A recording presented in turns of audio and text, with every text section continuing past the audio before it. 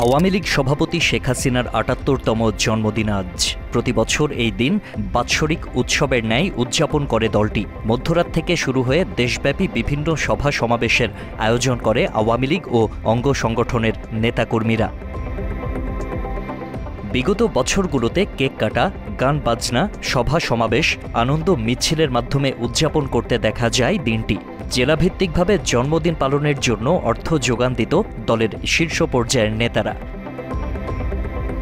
ছাত্র জনতার গণ অভ্যুত্থানে হাসিনা পদত্যাগ করে দেশ থেকে পালিয়ে যাবার পর প্রথম জন্মদিনে আওয়ামী লীগের উন্মাদনা একেবারেই নেই। বাংলাদেশের কোথাও আয়োজন করা হয়নি কেক কাটা, সভা সমাবেশ অথবা আনন্দ মিছিলের।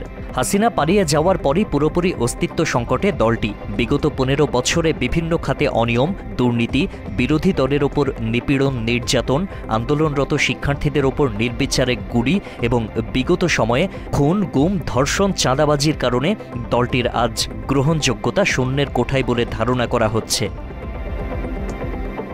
এই পরিস্থিতিতে শেখ হাসিনার জন্মদিন উদযাপনের জন্য সর্বস্তরের নেতাকর্মী, সমর্থক এবং দেশবাসীর প্রতি আহ্বান জানিয়েছে আওয়ামী লীগ।